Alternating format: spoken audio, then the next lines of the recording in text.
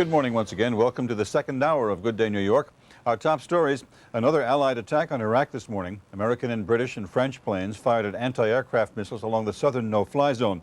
Hours before that, an American F-16 shot down an Iraqi MiG in the northern no-fly zone. Excuse me. Meanwhile, the inauguration festivities are well underway in Washington. And here in New York, an argument on a subway train led to the fatal shooting of a Brooklyn man. And of course, today is the day we honor Dr. Martin Luther King. Government offices, including the post office, are closed. The stock exchanges are open, but banks are closed. And commuter lines are on normal weekday schedules. In sports, it'll be the Bills and the Cowboys in Super Bowl 27. On the ice, the Islanders beat Ottawa. In college basketball, Virginia knocked off Duke. And Julie's off this week. It's 29 degrees, clear right now.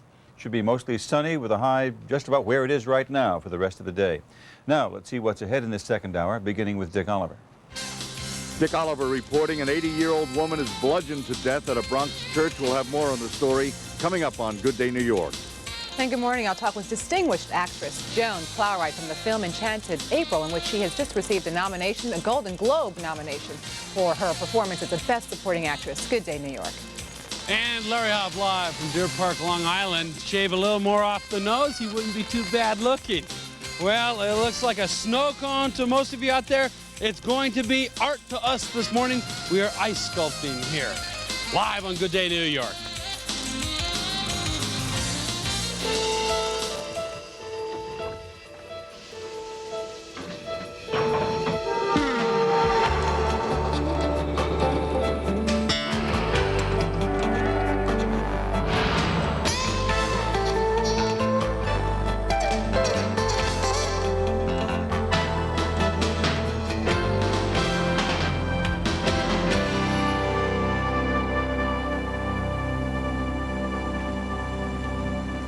Good morning once again as the ice sculpture goes forward. It's now, it was 26. I said it was 29. It's 26 degrees, a little colder than I thought. But it's under sunny skies, so it should be a lovely day. Should have the complete weather and traffic in a few minutes. But first, Lynn White has a look at this morning's top stories. Lynn? Good morning, Jim. And good morning, everyone. There was another round of attacks on Iraq this morning. About 75 U.S., French, and British warplanes bombed anti-aircraft missile batteries along the southern no-fly zone in Iraq. American planes fired on Iraqi air defense systems in the northern no-fly zone as well. The Pentagon says the missile batteries were still a threat to Allied planes. On Sunday, the sky over Baghdad was filled with anti-aircraft fire, but the Iraqis were shooting at planes that weren't there. They were actually cruise missiles raining down near Baghdad. They were fired from Navy ships in the Gulf. The missiles destroyed an engineering plant that the Bush administration says was a nuclear weapons factory. Iraq denies that. The Pentagon says one of the cruise missiles may have gone off course. Something caused a big explosion in the courtyard of the Al Rashid Hotel in Baghdad. That's the hotel used by American reporters and other foreign journalists. Word is 2 people were killed, more than 30 others injured. Earlier in the day, an American F-16 shot down an Iraqi MiG in the northern no-fly zone. Defense Secretary Dick Cheney says it's time Saddam Hussein complies with all UN resolutions. I think Saddam Hussein's brain is wired differently than the people I deal with on a regular basis. His assumptions, his logic, his mental processes are different. It doesn't make any sense from my perspective what he's doing now, but obviously he's got some rationale that he thinks makes sense. Well, Saddam remains defiant. He went on Iraqi television again yesterday and told his people to attack Western forces. The events in Iraq overshadowed Bill Clinton's first inaugural celebrations.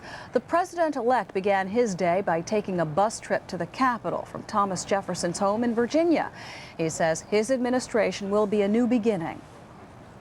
We ask you to pray for us, to pull for us, to make sure we stay in touch, and when you think we're wrong, to tell us that too.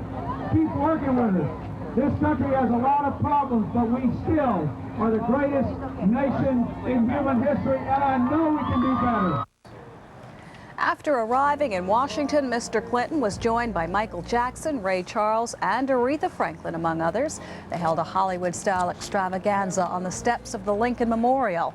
Earlier, the Clintons and the Gores got together to ring a replica of the Liberty Bell. People all around the country did the same.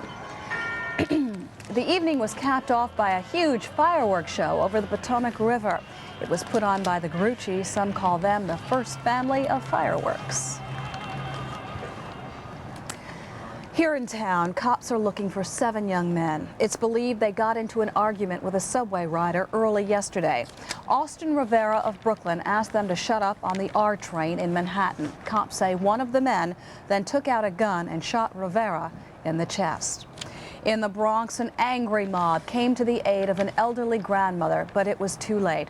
Doll Mamie Johnson was dragged behind a church after Sunday services. She was clubbed to death by a mugger. The 80-year-old was a beloved retired school teacher. Cops say the mob held the alleged mugger until his arrest. Katie Beer spent 16 long days and nights locked in that underground box beneath the home of John Esposito. Yesterday, police began tearing down a shed that covered the secret room. The cops say they want to preserve it as evidence. We're digging a trench around the entire room underneath the ground. We're carefully looking and checking the earth around where the room was constructed. We feel that if anything was secreted, that might be the most likely spot. So we're going to carefully attempt to remove as much as we can of the room intact. There's a report in the New York Post today that Katie's brother John knew about the box but never mentioned it to police. Many of you may have today off as the nation honors slain civil rights leader Martin Luther King Jr. His widow, Coretta Scott King, delivered her annual State of the Dream message yesterday. It recalls Dr. King's famous 1963 speech. Mrs. King said her husband would probably have called for a halt to Allied strikes against Iraq. As followers of Martin Luther King Jr., we have to be a voice for restraint and peaceful conflict resolution, and we have to be ready to protest whenever peace is shattered. Mrs. King also wants a march on Washington this summer to end what she says is continued racism in America. And high above the Earth, a Sunday walk into space. 2 shuttle astronauts spent more than 4 hours testing their ability to work outside of the Endeavour aircraft. Meanwhile, the crew shut down one of 3 fuel cells this morning. The shuttle is expected to land tomorrow. In sports, it will be the Bills and the boys in Super Bowl 27. Buffalo and Dallas won their conference championship games yesterday in Miami. Jim Kelly was back at quarterback for the Bills. This touchdown pass to Thurman Thomas put Buffalo up 10-3. The Bills defense stopped Dan Marino and the Dolphins offense all day. Buffalo won 29-10. They'll be going to the Super Bowl for the 3rd straight time. They've lost 2 in a row. The Bills will play the Dallas Cowboys. Quarterback Troy Aikman was a retired school teacher, and police have charged a homeless ex-convict, Christopher Batiste, 33 years old, who lived right across from the church at the homeless shelter here in the Morrisania section of the Bronx. Batiste has been charged with second-degree murder and robbery. He was captured by construction workers, churchgoers, and other residents of the homeless shelter. So once again, Doll Mamie Johnson, 80 years old, beaten to death. She died at Lincoln Hospital shortly after the attack. Back to you, Jim. All right, Ali, thank you. As we've been telling you, the situation has heated up in Iraq once again. So for the latest, as far as the reaction on Capitol Hill is concerned, let's check in with Fox reporter Alexander Kippen. Good morning, Alexander.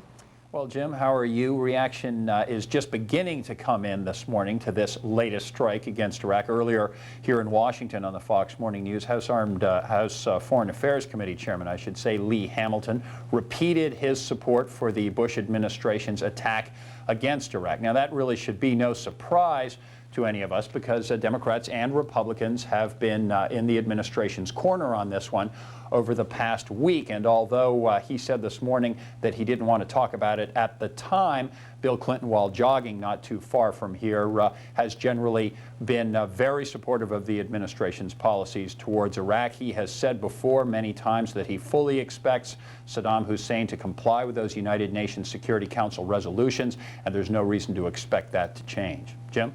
All right, Alexander, thank you very much. Fox News reporter Alexander Kippen reporting live from Capitol Hill.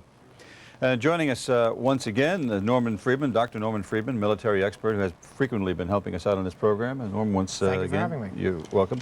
I suppose, as we mentioned earlier on this morning in Good Day First Edition, there is a bit of irony here of the two major participants in this conflict, the two major leaders. One of them is going to be out of power in a day and a half, and it ain't Saddam Hussein. Was George Bush perhaps not aggressive enough in his run-in with Saddam? Well, first, I think that George Bush would say that the opponents are not Saddam Hussein and George Bush, but rather Saddam Hussein and the United States, or even Saddam Hussein and the West or the civilized world, as represented by the UN. I think that there was always a question as to how easy it would be to remove Saddam Hussein. His bases, his secret police, his ability to terrify or eliminate his enemies in the country. Americans have this idea that if you punish a country enough, the country gets disgusted and throws out the leader. He's not a leader. A lot of the third world, there are no leaders. You're talking about people who take over places, who are elected by a small group of military officers, where elections are run essentially with revolvers. And Saddam Hussein is very good at that.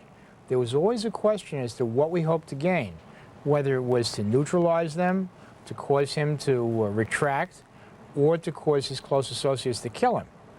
And it's never been clear just what we would do. Help us get inside his head, if you would. To a lot of people in this country, his behavior is just without explanation.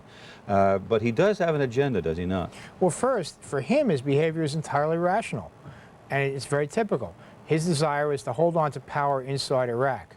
Now, he's been very foolish.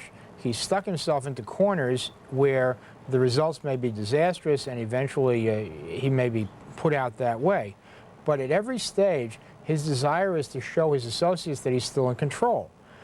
And what we've been trying to do is show he's not in control. The whole point of these no-fly zones was to show that he could not really control his country. And we've been walking a tightrope where, on the one hand, we would like him out. On the other hand, if we got him out by, say, breaking up Iraq, which is the most likely outcome, then a lot of other countries in the area would be in deep trouble. For example, this no-fly zone that we attacked in the south, that's filled with the Shiite Muslims. Their closest relatives are across the border in Iran. If they broke loose, then probably they would go with the Iranians. That would mean that Iran would expand enormously. That would probably mean that Shiites in Saudi Arabia would revolt. That would mean that, in effect, Iran would have won the Iran-Iraq war. We don't want that either. That's why it's so difficult. Yeah.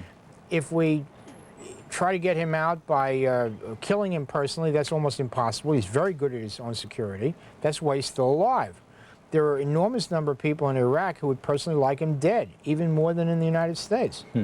So his skill has been at making sure that he has a certain amount of room, showing that he'll stand up against us in the hope that eventually everyone else in the Arab world will stay with him. There are very deep problems there where a lot of Muslims feel that the Christian West traditionally has given them a very hard time, beaten them down, and he keeps appealing to that. By the way, the massacres in Bosnia contribute to that because a lot of Muslims feel that here the Europeans watch cheerfully while Christians kill Muslims. Mm-hmm. So you have to remind us of that, of course, that it is Muslims being killed. Oh, yes. In Bosnia, yeah. Now, what effect does it have now? In a day and a half, 2 days from now at noon, Bill Clinton will take over the reins of government. Now, he has said consistently that he backs the Bush administration's actions with regard to Iraq to the hilt. But at the same time, meeting with the editors at the New York Times the other day, he sort of leaves the door open, sort of widely, to a rapprochement with Saddam Hussein by saying, well, we could really get along if he changes his ways. Is that sending mixed messages to Saddam? He keeps flipping back and forth because it's such a difficult position. If we say that we'll never rest while Saddam remains in power or while he has nuclear potential or something like that, then how are we going to rest? If we're not willing to actually invade Iraq and physically kill him, then the odds are he stays in power. He's very good at that. The odds are that Iraq becomes more impoverished. However, there's an awful lot of cash there. And a lot of European countries feel that eventually the embargo will go and they can trade with him again. So there's a seepage around there. The other thing is, if you corner him and leave him no way out except shooting himself, it's not really that realistic a policy. The other side of it is, if you let him think it's an easy way out, then he'll stay where he is, he'll get the bomb eventually, and he'll blow up the whole Middle East. So all that says is that Clinton has been no cleverer than President Bush at figuring out some way out of this problem. Yeah, and of course, even if he were out of the way, there are other demagogues waiting in the wings in that part of the world. Saddam is a typical third world ruler. He's not unusual, he's not crazy, he's more skillful than most in running secret police. So he's better at staying in business. But get rid of him, and what do you get afterwards? Yeah. Knock his country apart, the whole Arab world begins to destabilize, may destabilize anyway. It's not exactly a place where you can be clever and find an easy way out of it. George Bush's New World Order, not quite orderly yet. All right, Norman, thank you. Thank Military you. expert Dr. Norman Friedman helping us out again. We'll take a break and be back with more of Good Day New York.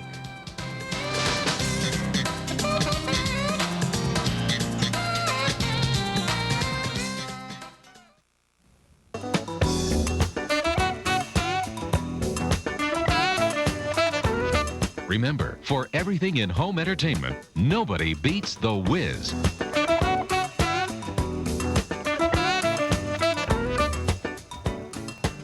Walking the dog this morning. Larry Hoff is creating this morning. Well, we've watched this artwork in progress this morning. Our Adonis taking fine shape. We'll finish up the show putting the arrow in. Scott is getting that ready for a world competition in Japan, but I wanted to see him in action. I'm going to face you with a different sort of challenge. You create something within the 2 minutes remaining in this segment, and I'll do a play-by-play. Let's go. Now, Scott Rella lives out here in Deer Park, Long Island. He's been doing this on a professional level for over 4 years, and he works out of his garage out here. He has quite an elaborate and very sophisticated system here. Starts with his chainsaw. He makes the blocks of ice himself. He has his own big refrigeration system just in the back here.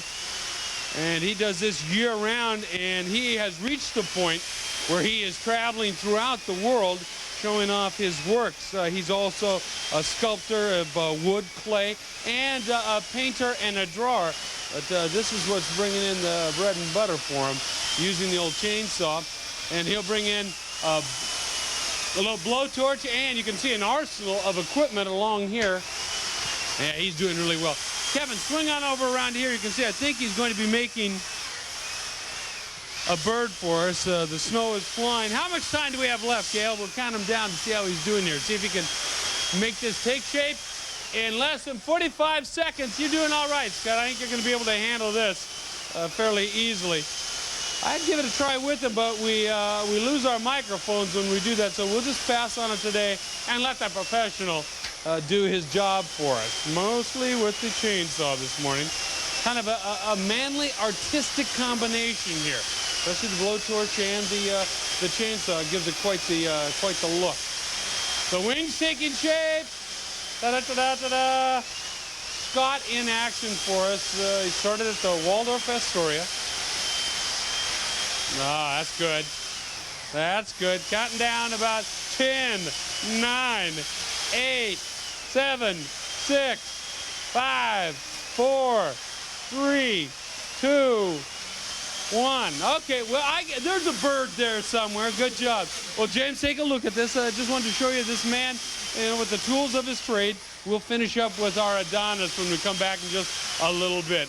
We're live here at Deer Park, Long Island. Very good. You keep going on it. We won't stop you. We'll use it as a beauty shot later on. Back to you, James. All right, I see the wings there, Larry. It's coming along.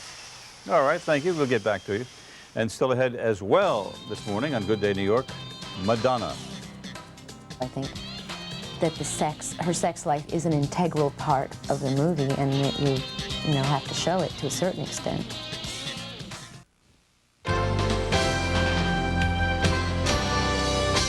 Good morning once again. 27 degrees under sunny skies.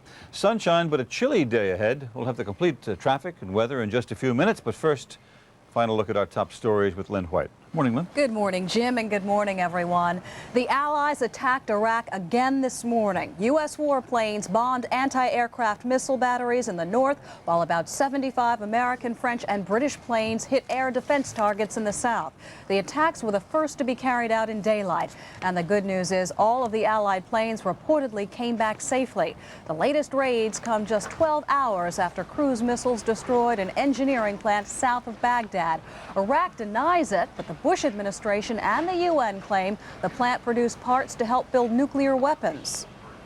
It is basically a dual-purpose facility. That means it could produce components which would be or could be used in weapons programs of the type prohibited to Iraq now. One of the cruise missiles fired in yesterday's attack may have landed in the courtyard of the Al Rashid Hotel in Baghdad. It's the hotel used by American reporters and other foreign journalists. 2 people were killed, more than 30 others injured. President-elect Bill Clinton is keeping up to date with the situation in Iraq. He's getting steady briefings while trying to enjoy the festivities surrounding his inauguration. The Clintons and the Gores took part in a bell-ringing ceremony using a replica of the Liberty Bell. People all around the country joined in by ringing their own bells. Mr. Clinton also led a procession over the Memorial Bridge in Washington. It highlighted the inaugural theme of unity and reunion. Last week, President-elect Clinton said he would continue the Bush administration's policy of sending Haitian refugees back to Haiti. Harlem Congressman Charles Rangel says he'll take a wait-and-see attitude about that decision.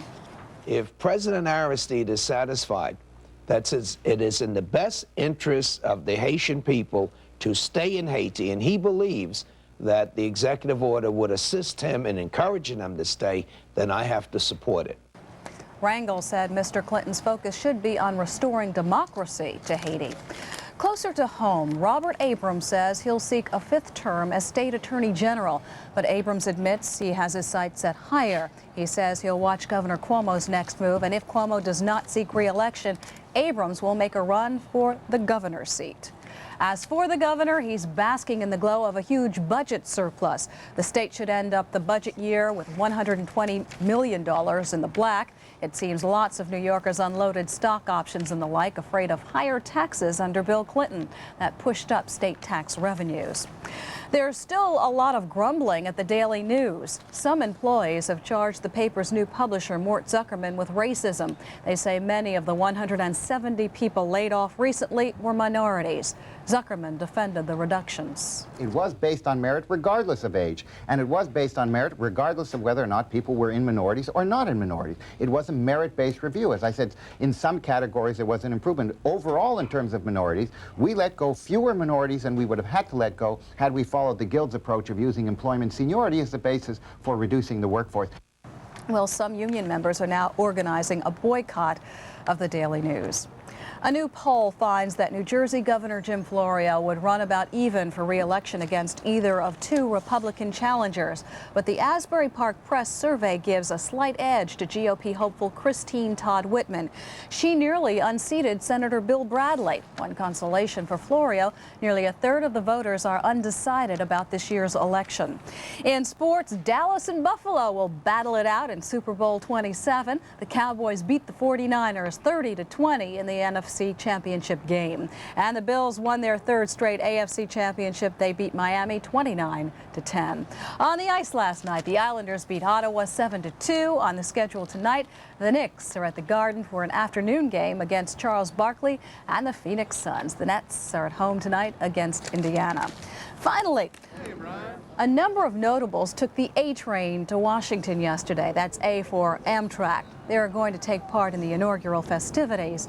They retraced a famous New Yorker's route to Washington. It's the same route that Franklin Delano Roosevelt took. As a matter of fact, on this trip will be some of his descendants, great-grandchildren, and we're going to be eating on White House china. Well, I think the symbolism is real interesting because it offers a lot of people a glimpse of the hope I think that my grandfather and grandmother brought when they took the train 60 years ago. Well, the mayor will be attending an inaugural dinner tonight, and that's what's happening this morning so far. Back to Jim with more. All right, Lynn, thank you. And on this Martin Luther King holiday, not a bad day on the roads. Here's Candy Roth. It's not a bad day at all, Jim. In fact, it is lighter than normal, but we do have a couple of problems, and we'll begin with one in the Bronx. The westbound Cross Bronx is heavy right now at Jerome Avenue because of icing conditions there. It's caused a few spinouts already, so you take it nice and easy if you're on that Cross Bronx westbound coming through Jerome Avenue. Beware there is an icing condition. Also, eastbound on the Cross Bronx, the right lane is shut down from Webster Avenue out to the Sheridan because of a stalled tractor-trailer and a fuel spill, so be very careful traveling that Cross Bronx today. Otherwise, you won't find it too bad unless you're on the service road in Nassau County of the Long Island Expressway. The eastbound LI East service road is closed right now at Route 106 and 7 in Hicksville as they clear an accident. It's the service road that's shut. The LIE proper is open and really not affected, but Route 106 and 7 going northbound has one lane shut as you approach the LIE because of emergency equipment. Also, if you're traveling inbound at your Holland Lincoln Tunnels and George Washington Bridge, much lighter than normal, not even a 5-minute delay. Later today, they say now, starting around noon, there'll be a demonstration across the Brooklyn Bridge. Al Sharpton will be leading the demonstration across the inbound Brooklyn Bridge. He's going to march over to City Hall. Alternate side of the street cleaning rules are suspended today in observance of Martin Luther King Jr.'s birthday. And I'm Candy Roth, and that's your good day. Way to go, traffic update. Jim?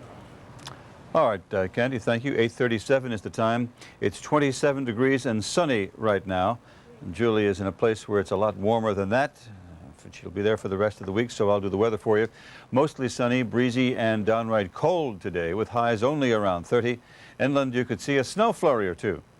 And it should remain fair, but remain quite cold as well tonight. Just a few clouds inland, the lows in the upper teens to low 20s. And sunny skies again tomorrow with highs around 30. Then rounding out the forecast, fair skies Wednesday and Thursday with highs in the 30s, maybe up near 40 on Thursday. And clouds should move in on Friday with highs way up in the 40s. Up next, after a break, Liz Smith gets intimate with Madonna. I saw the movie, the NC-17 version, and I said, basically, what's the big deal here? I mean, I've seen Basic Instinct, I've seen all these other movies, and it didn't seem that much different. Well, Madonna, the high priestess of hype, sizzled up the world of literature last year with her sex non-book, and now she's burning up the screen with her latest movie, Body of Evidence, open this weekend. And our Liz Smith had an intimate chat with Madonna and started the conversation by asking her what attracted her to the role of Rebecca. What I liked about her was that she had a sense of humor. So, anything else about her? She didn't apologize for anything she did. I like that too. That sounds sort of like Madonna. Yeah. A lot of the publicity surrounding this movie, it's centered on the sex scene. So that the sex in the movie was going to be sort of over the top, and you certainly knew that when you went into it. Did you? Well, I didn't think it was over the top. I think this is a woman who's basically her sex life is on trial. So I think that her sex life is an integral part of the movie, and that you have to show it to a certain extent. Did you ever consider not going maybe as far as the script or as far as the director wanted? No, I mean, I wouldn't have read the script and said I want to do it, but I just said I want to do it. I mean, I wasn't going to surprise him at the last minute and say, look, I don't feel comfortable with this. I mean, I thought they were organic, so organic to the drama of the film, and I agreed with it going in, so I stayed with that. Would you have cared if in the end the sex scenes had been cut in this movie to the minimum, like maybe just implying the obsessive manner of your relationship with Willem Dafoe? You have all these scenes in the courtroom where they're talking about her unusual or unconventional approach to sex, and if you never see that, then what's the big deal? Then what is everybody talking about? To me, it was an important part of the drama. Is it your sworn testimony that by coincidence alone, you happened to date both Andrew Marsh, who died from a combination of sex and drugs, and the doctor who treated him for drug poisoning? Portland's a small city. I even dated a man who dated a woman you dated.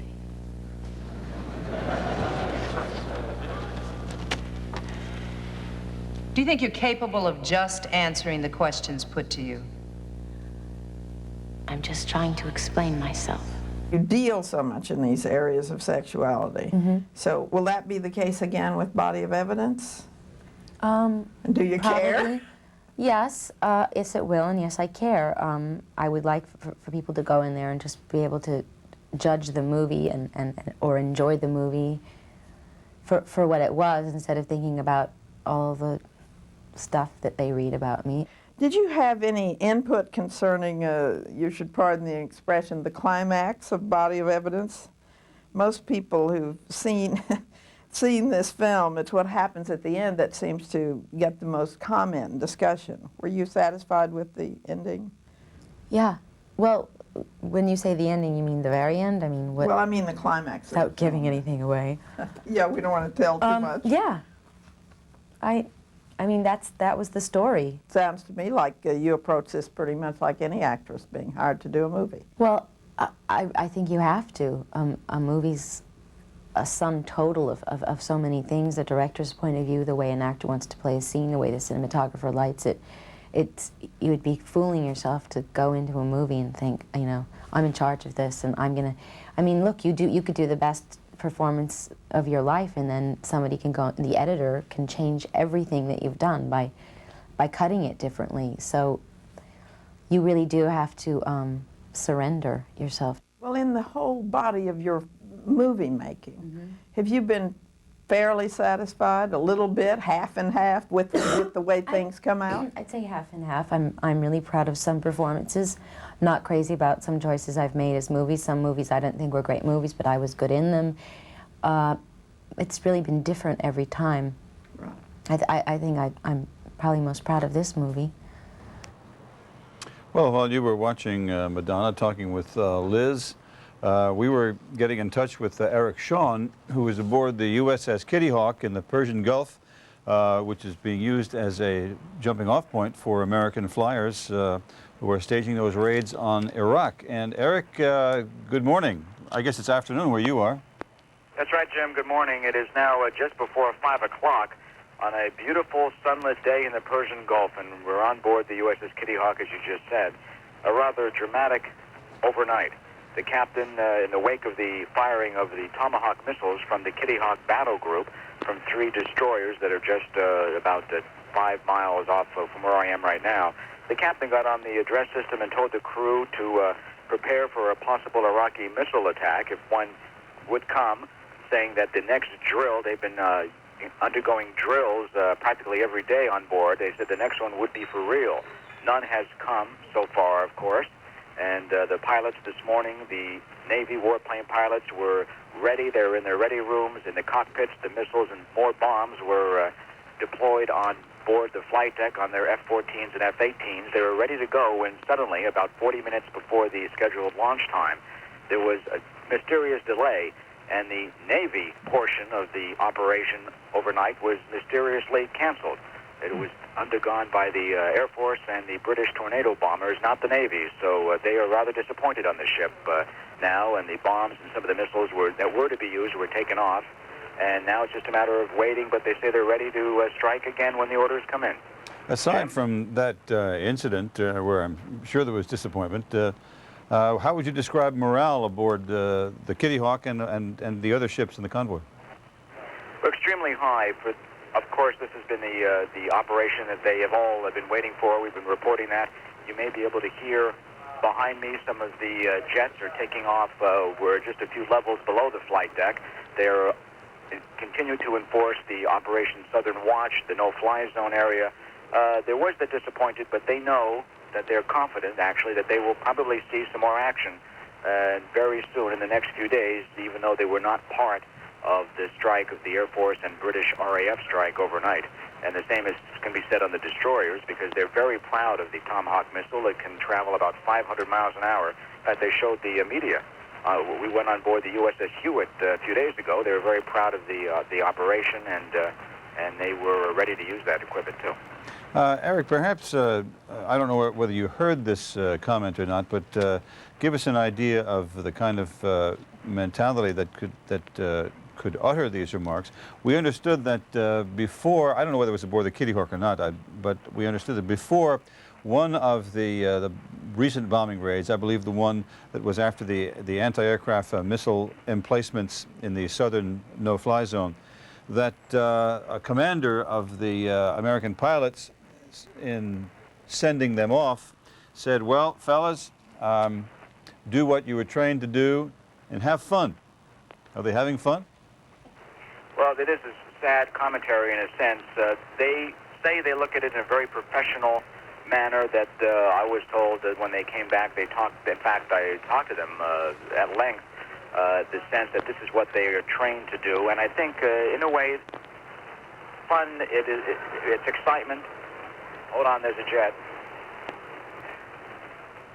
In a way, I would tend to say yes for them. It is a sense of fun. They would not want to admit it, but fun in the sense that it is something they're trained to do, that when they hit a target, and in talking to them, what I am struck by is just this sense of electronic warfare. It's kind of like playing a Nintendo game. They talk about the different radar jamming devices and the electronic warfare sense. It kind of desensitizes the fact that these are 1,000-pound bombs and they're just going after specific targets, but of course they are military, or supposed to be only Iraqi military targets and not the civilian targets. So of course they feel no compunction about discussing and having a lot of satisfaction over going after Saddam's military, because you have to remember, Jim, if they didn't take out these missiles and the weapons facilities, they would be pointed at this ship and at them. Yeah, well, we have to point out as well that they were talking about the bombing raid on a facility that contained no people. No people, as far as we know, no human beings were injured in that in that raid, with the one exception of the Al Rashid Hotel, which may not have been an American strike at all. Yeah, there's talk on the ship that it was not an American strike at all, that it was probably other damage or the result of some of the SAM missiles, Baghdad missiles.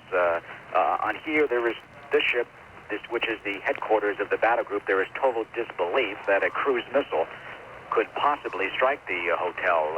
Everyone knows where the hotel is. It is not part of the battle plan. They do not believe that it could have struck the hotel. Much belief in. Much disbelief in Washington as well, Eric. Thank you. Eric Shawn reporting live from aboard the USS Kitty Hawk in the Persian Gulf, which is a launching place for American missiles and indeed American flyers flying sorties over the Iraq no-fly zones. We'll take a break and be back with more of Good Day New York.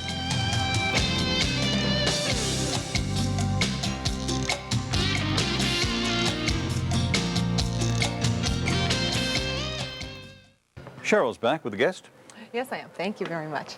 Distinguished actress Joan Plowright was just nominated for 2 Golden Globe Awards for her supporting roles in the HBO movie Stalin and Enchanted April, a movie about 4 women in the 1920s who find romance and liberation during a holiday. And we're happy to welcome Joan Plowright to Good Day New York. It's early, isn't it, Joan? For you too. And you came appropriately dressed with your gloves because it's cold in our studio. 2 nominations, not bad. Now tell me about the movie. It's about 4 women who have been friends for quite a while, I understand? No, they haven't been friends for quite a while. 2 of them, the 2 young married women, have been friends for quite a while. And they make this decision to go and have a holiday without their husbands, to try to rent a little castle in Italy, but they don't have enough money. So they advertise for 2 other people who would like to go on this holiday with them, who are indeed perfect strangers, and end up with 2 more ladies. So there are 4 of them on holiday in the castle, but they don't really know each other. Now, you play Mrs. Fisher. How would you describe her? Mrs. Fisher is a sort of literary widow. She had a golden childhood. She was obviously a favourite daughter with a famous father, and life has never really matched up to that childhood. So she's closed herself off. She's now widowed. Obviously, Mr. Fisher didn't match up to father either, and she's shut off in her Kensington house in London, living in the past and not aware of what's going on, or seemingly not prepared to live her own life, until this kind of strange invitation comes from out of the blue, and somewhere a little spark inside her says, maybe there's more to life than this. Maybe I'll risk it. But she has developed a very defensive crusty, rather fierce exterior. Well, let's show everyone how crusty she is in this little scene from Enchanted April. This is starring Joan Plowright. I'm very fond of flowers, too. And from what you tell me in your advertisement, San Salvatore will be perfect. I remember spending a weekend with my father at Box Hill. Who lived at Box Hill? George Meredith, the novelist. Did you know Keats? Keats? No, I didn't. And I didn't know Shakespeare or Chaucer either.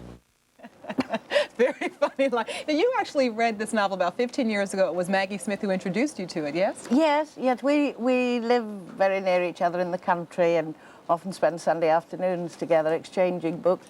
And she brought two of Elizabeth von Arnim's books, Enchanted April and one called Vera, and said to me, if you love it as much as I do, maybe we could get somebody to do a screen adaptation for television or film. And lo and behold, it was done. Oh, well, later. Very, very much later, because then we were thinking about doing The Two Young Marrieds, and when it was finally done, which is 15 to 20 years later, it was Mrs. Fisher time. All right, well, we want to thank you so much for coming on the show. Congratulations with your 2 nominations. Plus, we want to mention that you're going to appear as Mrs. Wilson in the new Dennis the Menace film. Can't wait to see that. Thank you, Joan Plowright, for coming to Good Day New York. Okay, Jim. All right, ladies, thanks. Take a short break. Be back to wrap things up for you.